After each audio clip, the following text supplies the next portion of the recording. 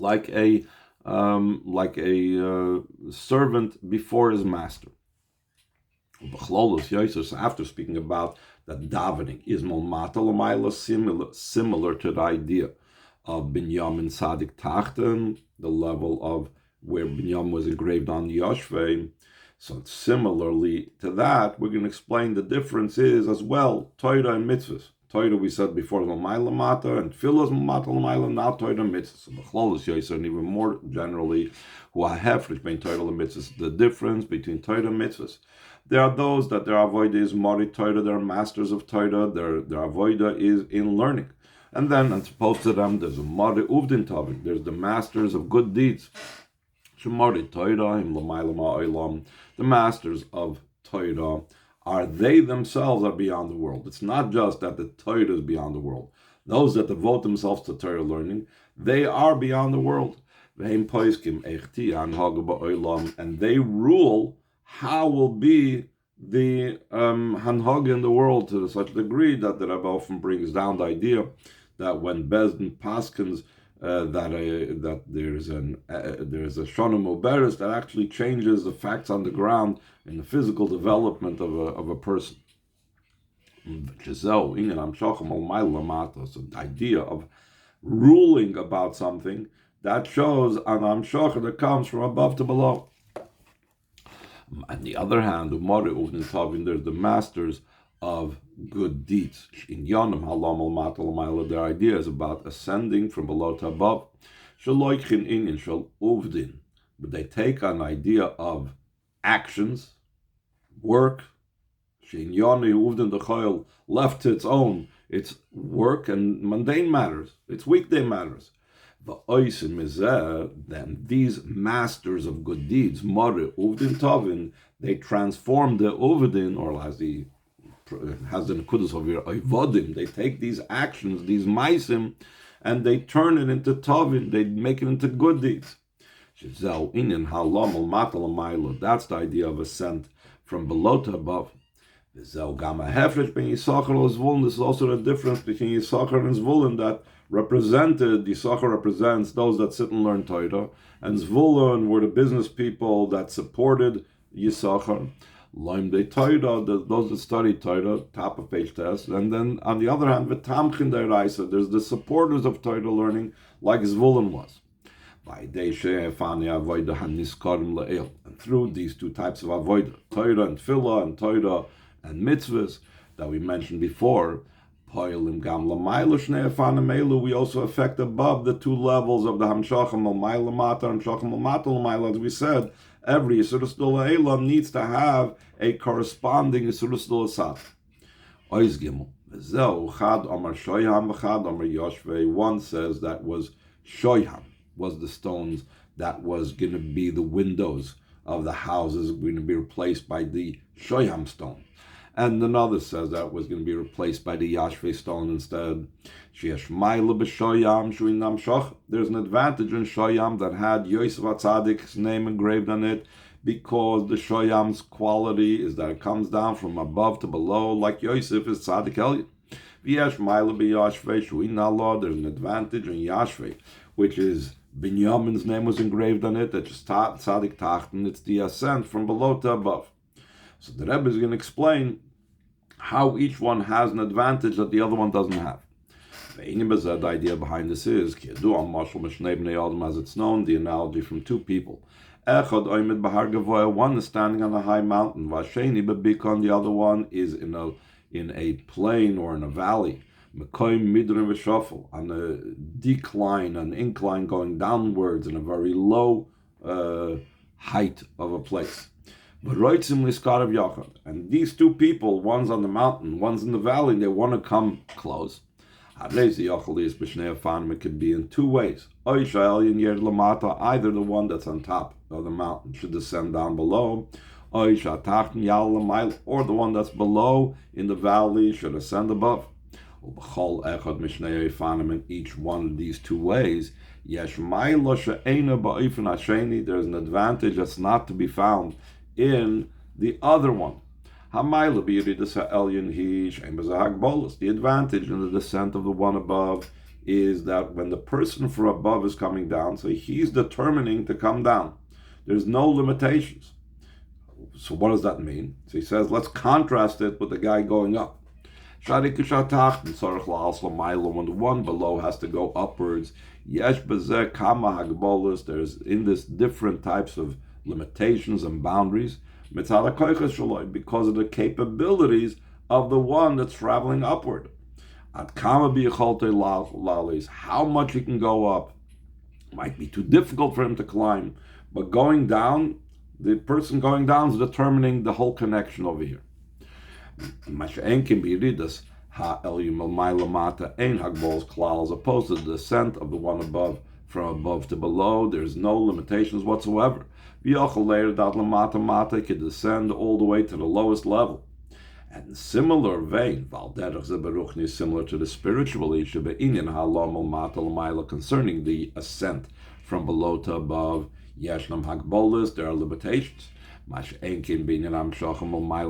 opposed to the drawing down from above to below, there are no limitations whatsoever. Therefore, the descent can come down all the way to the lowest level. But on the other hand, there's an advantage in the ascent when it goes from below to above. Seemingly, above to below is the best. The whole connection to take place. But still in all, this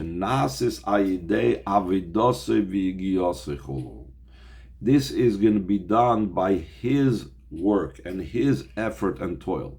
This is something that a person worked through, and therefore it's his own accomplishment. He reached this level on his own. The Rebbe says also, answered an interesting point. As much as I do things on my own, there's always things that I can be gifted from above in like almost like you get a bonus on top of your salary, on top of what you worked, on top of you earned, you get a bonus. So the Rebbe says, even the bonus is also considered connected to me. So it says in line 26, even to the degree that what they give from above, it's not a free gift. It's not completely, has no connection. It becomes his, because even the bonus, since it's a bonus to what he did the work, it's still something that he earned. Like when they give out in a company end of year bonuses, that doesn't mean that a person off the street can walk in that never worked a day in his life can say, you're giving out free money, a free bonus, give me also. No, the bonus is built on the relationship that you had beforehand. So the Rebbe continues, line 27, since there's an advantage in each one of them, in the above to below and the below to above, therefore there's a dispute that he said either between Gavriel and Michal, or between the two Amoraim and Eretz Yisrael. One says that above to below is the way to go, and that's what we're going to have in Revelation Mashiach, and that's the Avodah. And the other one says, no, we're going to have the below to above, and that's what's going to be the greater thing. So, but what did the Eibishter respond? So he says in line 30, that in the word Kadkod Shemshesayich, Kadkod can be read as Kedain v'Kedain, that Eibishter said should be like these and those. So what does that mean? From the Eibishter's perspective, both are necessary. So he says, the idea behind this is, it's known about the advantage of a human being different than any other creation. And like we're soon going to say, whether it's animals or even malachim. Animals, they're limited in one particular line. They have one particular type of characteristic. They are not known for being multifaceted in different types of characteristics. Even if you see two different lines, top of page Yud, it's only if they are not opposites. An animal that's like the Chazal speak about, that is by nature cruel, will not be also compassionate. It cannot work in two opposite lines. Why is an Adam called by the name Adam? Because he is likened and similar to above. Yesh by kol hakavim ahavchim, he has all the opposite lines that he can have, chesed and gvura and chacham and bin, everything he can have above to below, below to above. Shezeu inyan the levi kedein ukedein. That's the same idea. Like we're going to have like these and like those. You can have tzaddik elin, tzaddik tachten, Torah mitzvahs, Torah tefillah, Yisachar zvulun, going from above below, going from below above. That's why it says that Hashem told them. What's the emphasis that Hashem told them that? Not just could have said, okay, let it be both. Why is the emphasis that Hashem had to communicate this? This comes about because of Hashem. Since he has no limitations of extremes. In other words, if you're here, you can't be there. No, you can be here and there at the same time. You can be at that extreme and the other extreme. Therefore, there could be the intermingling of all lines. Similar to what's explained concerning he makes peace in his exalted ones. The Mechal Sar Shalmayim. Who are the exalted ones? It's referring to Malachim. That Mechal is called the minister of water. And water is about, we always talk about Chassidus, Mayim HaYordim Makgavoil Makom Namuch. Water descends from a high place to a low place. The idea is the drawing down from above to below. Gavriel Sar Shalesh. Gavriel is the minister in charge of fire. That idea is elevation, like fire goes up, rising up from below to above. Two extremes, how can they get along? But Hashem makes peace between them. How come? Since he's higher than both. So too over here, when we talk about the Shoyam and the Yashvei, Hashem told him, it's big thanks to Hashem that you're going to have both extremes. Since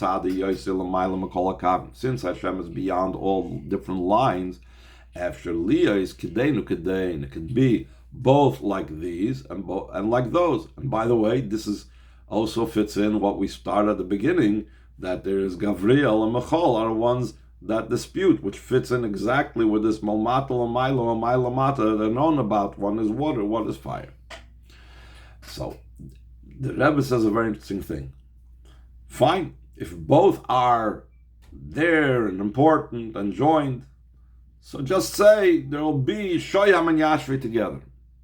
It's not the way the Gemara starts. The Gemara explains, this one says Shoyam, this one says Yashvi, this one says L'mayla, this L'mata L'mayla. And then Lahevi Kedain V'Kedain, which means there's a certain build-up. The joining is only after you have each individual thing. The fact that Hashem told him it should be like these and those,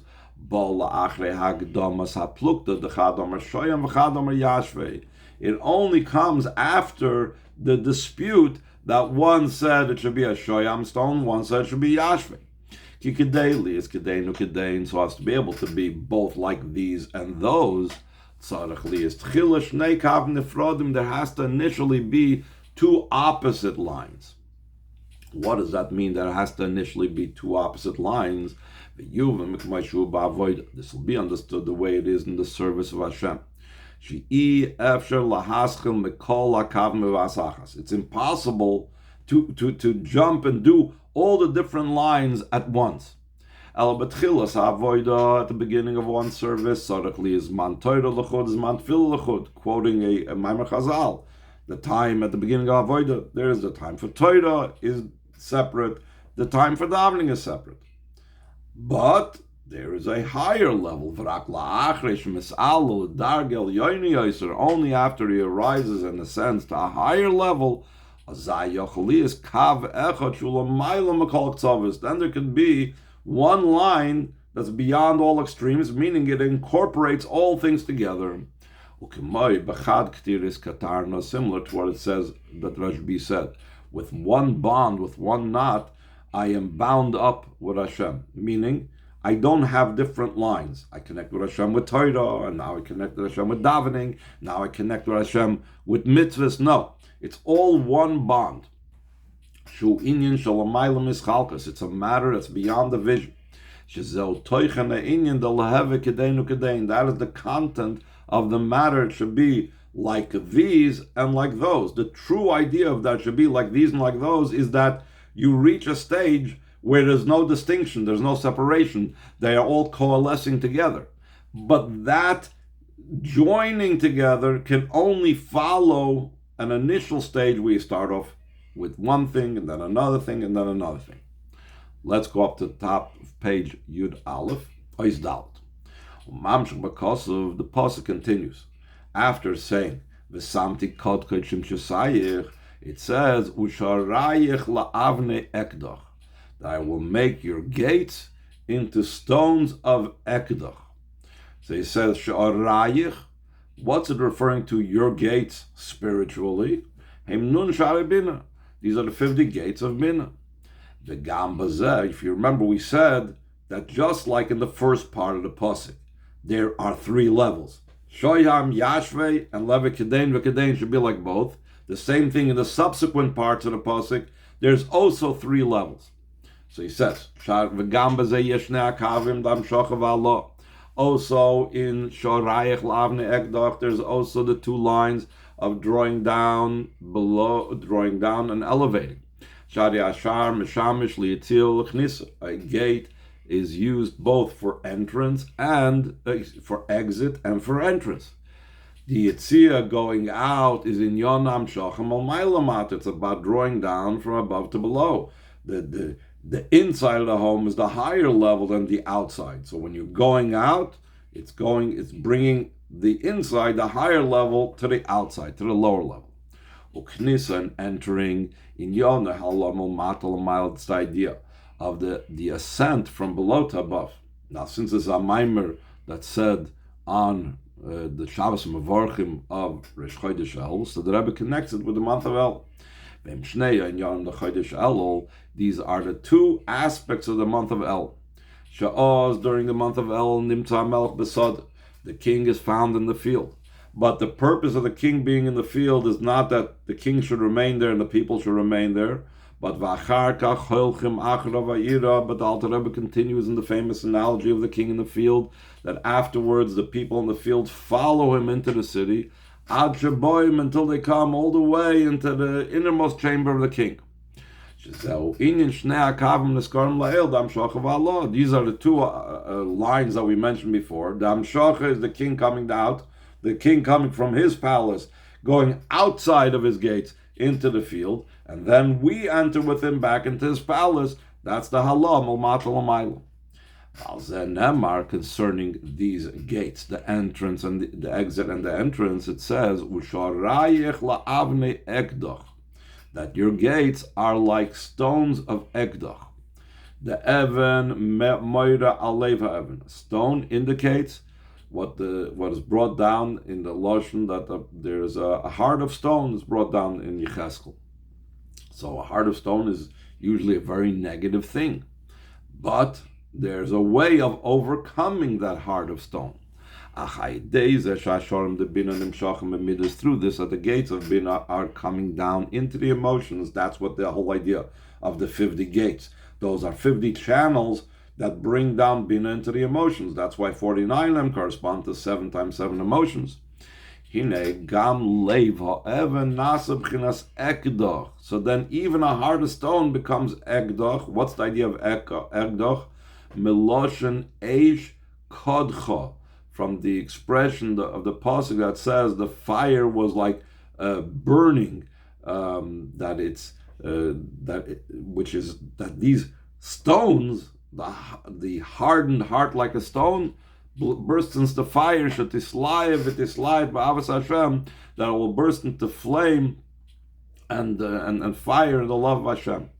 And va'ad shenasis metzias achas shel avnei ekdach, till it becomes one entity. It's stones of ekdach. Hainu loy ba'ofen sheyesh kan shnei inyanim. Not in such a way that there's two things: leva even, a heart of stone, ve'ekdach, and it's a fiery stone. El shenasis metzias achas, they become one entity. Al derech inyan de chadkod, kedein v'chedein, b'teva achas, similar to the idea of chadkod, which shows that it's like these and like those in one word. Then again, there's another next part in the pasuk. Because of the pasuk continues, all your boundaries are stones of desire. In the word, in the center of the word gvulech, there's the letters of lamed beis. Those are the 32 paths of Chochmah. Stones of desire. It's an even higher level than the flaming and fiery stones that says by the gates of Bina. There's